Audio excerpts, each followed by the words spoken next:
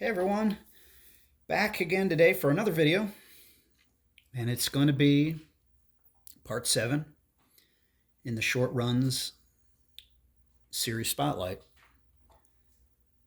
Now I'm taking a look at another short run within a series.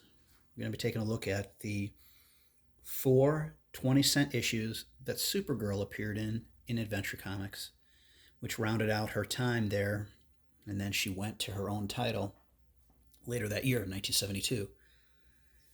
It started with issue number 421 here. At the time, Adventure Comics is printed bi-monthly. This is a July 72 cover date. It hit the newsstand spinner racks on May 30th of 1972. Bob Oxner does the cover. He does the cover of all 4 of these issues, and I think all 4 covers are great. It's hard to pick a favorite. There's 2 stories here. The lead story is, of Supergirl was written by Marv Wolfman and Steve Skeets. And then Skeets also did the scripts on the backup story, which features Zatanna. Great cover. Really do like it. I like it just pops the colors. And I mean, it's hard not to say this is my favorite cover, but then there's some others. And I'm sorry for the glare there, but I'll try to keep it down there. Really nice. And all 4 of these issues are like at least very fine to very fine plus. Nice copies. They're not super expensive at all. All new stories, best in comics. Here's 422 from August 1972. Great cover as well. June 29th, 1972 is when it hit the newsstands. Bob Oxner on the cover. The Supergirl story is done by Steve Skeets. Mike Sikowski and Oxner do the pencils and inks, respectively. And I believe Mike Sikowski did a lot of Justice League work back in the Silver Age and into the early Bronze Age. The backup story features Vigilante, which is written by Bill Meredith, and Gray Merrill does the art on the Vigilante, who I always thought was a really cool character. Nice cover. 20 cent. I was 1972. I'm 5 years old. I was a fan of superheroes, but I wasn't buying any comics at the time. When I remember buying comics, they were 30 cents.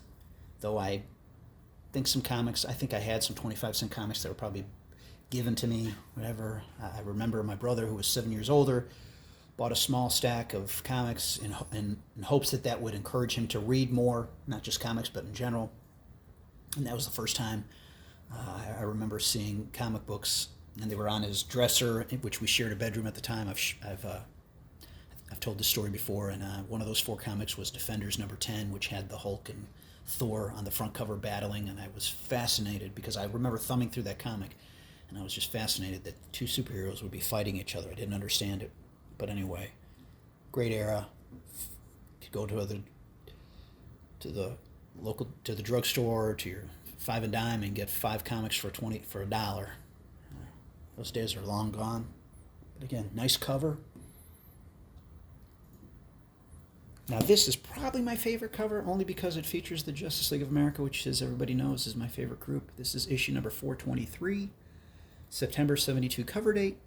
July 21st, 1972, it hits the newsstands, the spinner racks.